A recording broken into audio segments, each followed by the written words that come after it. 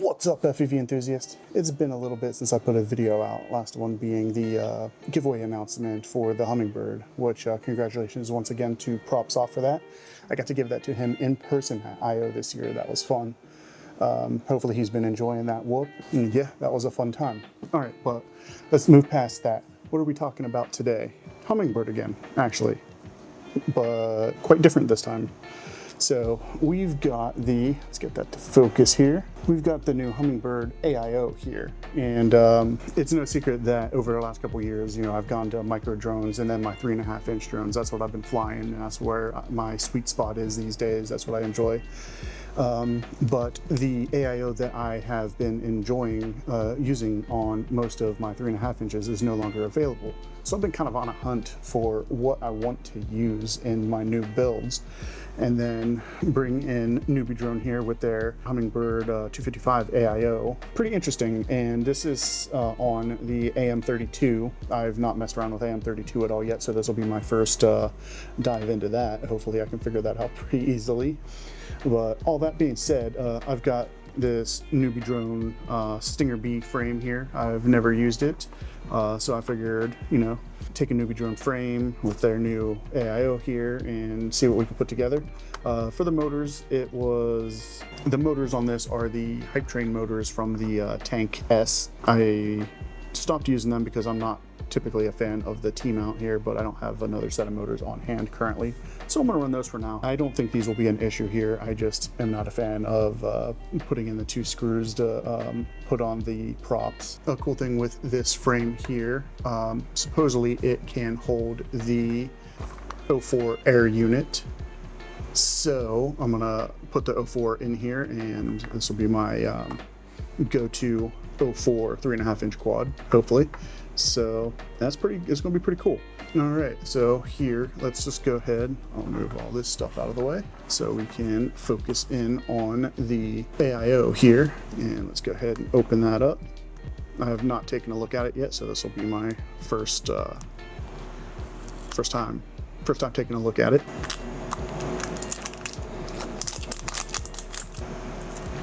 All right, pop that open. Let's get that center frame. And underneath we got all the screws and all the plugs and all that, so that'll be good.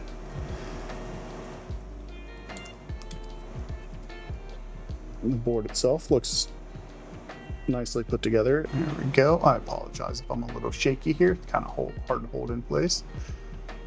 Then we got our motor pads over here. Battery leads go right there. Flip her around.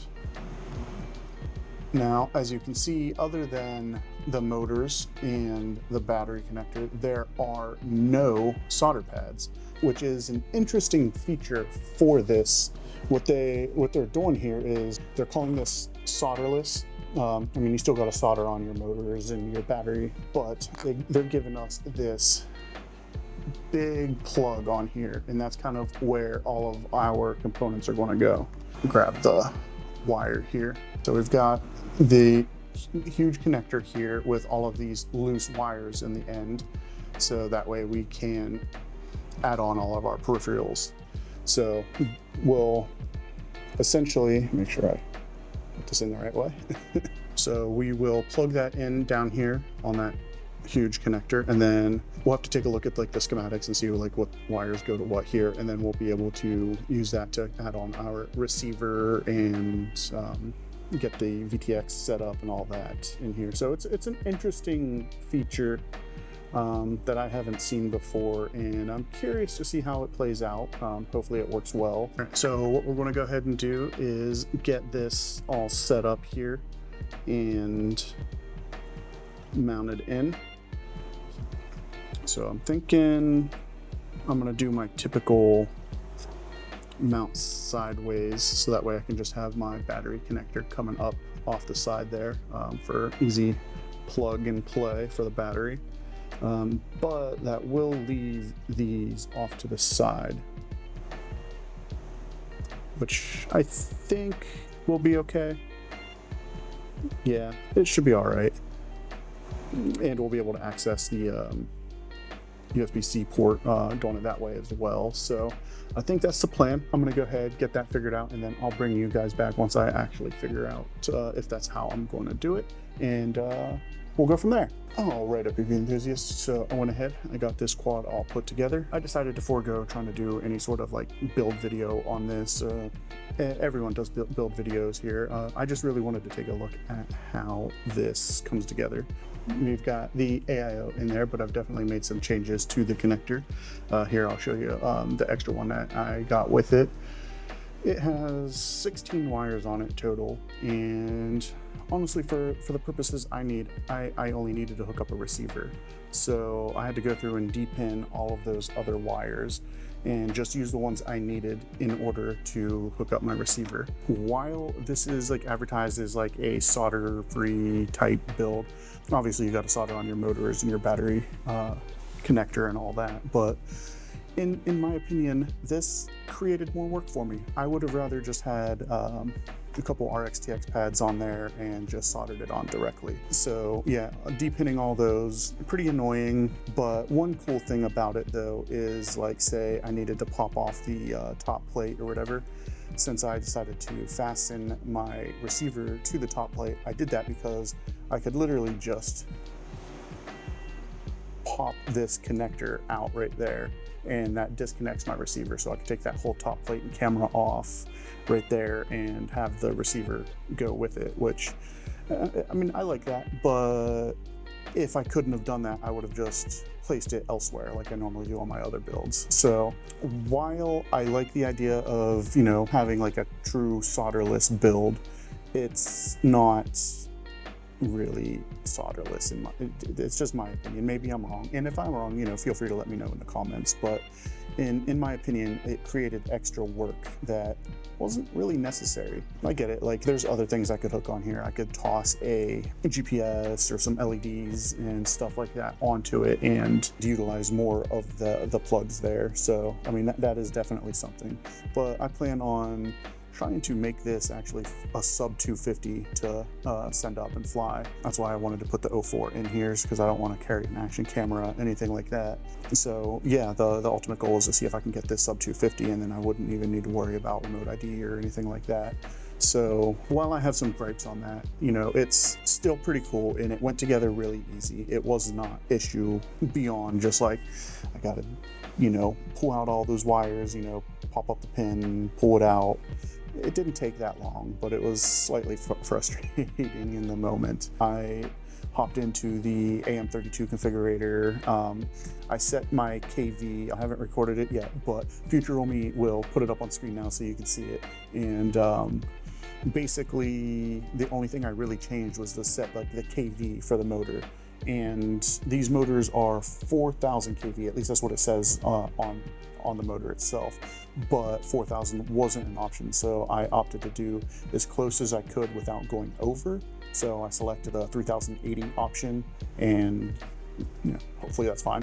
It's ready to fly now. So yeah, just a quick look here. I did forget to mention, instead of going with the XT30 that it comes with, I like running the XT60, so I switched out for that. So yeah, that's really the only modification I did, aside from popping out the wires that I didn't need to use. Yeah, all that's to say that the quad is put together. It looks nice. So yeah, everything's set up. Let's go ahead and take this quad outside and let's put it in the air. See how it flies. That's what we really want to know, right? So here we go. All right, guys, the quad is done. We are out here in my backyard. I'm gonna give it its first trip around the yard, see how it flies. This frame has me a little bit concerned here. The clearance of the props are like they are going over top of the VTX a little bit there. I'm not a big fan of that. I actually had to remove these standoffs right here. So I'm wondering if these 3.5-inch props are too big for this frame. I wonder if I'm supposed to use smaller, but either way, we'll see if this works. Hopefully it does. Hopefully nothing gets messed up. So wish me luck. Let's put it in the air and see some flight footage.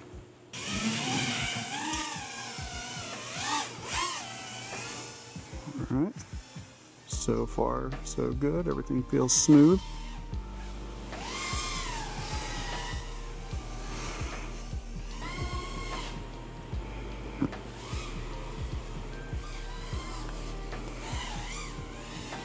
Alright.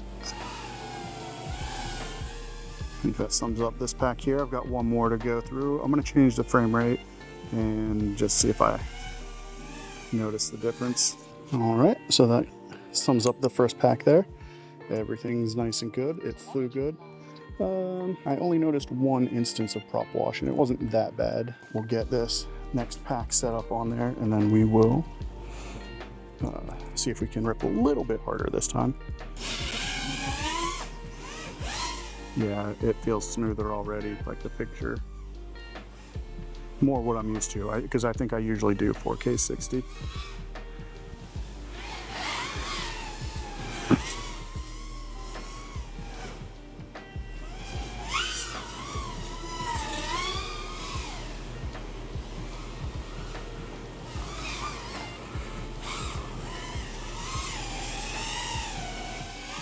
Do I try the tree gap? That branch is kind of hanging down, but I might be able to get it.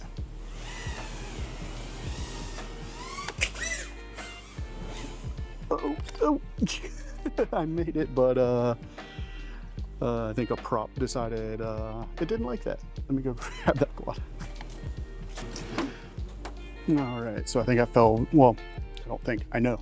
I fell victim to what I think I mentioned earlier, and is that I don't like these T-mount. So I completely lost the prop. I actually don't know where it's at in my yard. I'll have to find it. But yeah, so a pack and like a third.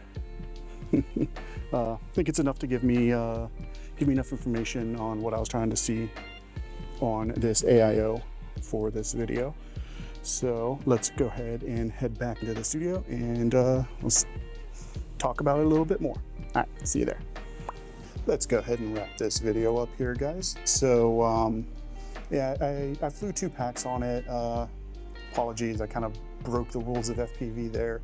I decided to cut up the first pack, just the beginning and the end of the flight. The frame rate on the 04 was set to an odd frame rate, and when I was editing it, it looked real choppy and just didn't look good. So I decided just to kind of show the beginning and the end of that flight. And then I only flew one other pack after that, which I crashed in. It was a fun crash though, and I guess we got to put the frame to the test. But yeah, so sorry about that. There wasn't a whole lot of flight footage. The weather's been kind of bad the last couple days, so I haven't had a chance to get back out and put it in the air again before finishing this video up. But we still got to get out there, fly it, and see how we liked it. I think I need to tweak the tune on this a little bit more and maybe do a little bit more in the AM32 configurator for the ESCs. But yeah, we got to put it in the air, we got to see how it flew, and I like it. As I mentioned before, the plug here is an interesting feature. It's not terrible, but I don't think that that's necessarily a reason someone should buy this, because honestly, I think it takes a little bit more time to set this up than it would just to be able to solder onto a couple pads on the flight controller itself. So, you know, take that for what it's worth. But I do like it, and I'm looking forward to tweaking it and making it fly as good as I can get it, and yeah. As for this frame, I really don't know how I feel about it. I mentioned while I was outside I had to take these front standoffs off, which structurally it still feels secure and everything like that, but I mean, we are missing 2 standoffs, which I don't particularly like. I guess I could run smaller props on here, but you know, I was under the impression I could just use the 3.5-inch props I had. I don't have any smaller props to try on it to see how that would work, but that was kind of an interesting issue that I wasn't expecting to run into. You can see there, like, we got a good 3 or 4 millimeters of the prop going over top of the 04 air unit back there. It looks like it didn't, there's like some small marks on it, but not bad, and it didn't look like the props took any damage from that, but still not a huge fan of that. I did notice editing the video up to this point that the camera looked a little shaky in the playback. I didn't notice any of that shakiness while I was flying. I'm not sure about that. It could be because I had to take those standoffs off that was kind of causing that. That's kind of my guess at this point, but I'm not entirely sure. But yeah, I didn't actually notice the the shakiness in the goggles while I was flying that I could definitely see there in the flight footage playing it back. All in all though, I am happy to see there's a new AIO option out there for the 3.5-inch quads. I do like it, and I'm looking forward to flying it more. Let me know what you guys think about this down in the comments below. I'm interested to see what others think about it. You know, did I do something wrong? Feel free to let me know. I'm definitely not a professional, so I'm always open to learning something new. So yeah, if you caught something or have found something that I didn't notice here, feel free to let me know. And yeah, and you know, I'll take that information and, you know, get better. That's what this is always about, you know. All right guys, that's all I've got here. Thanks for watching, and I'll catch you in the next one.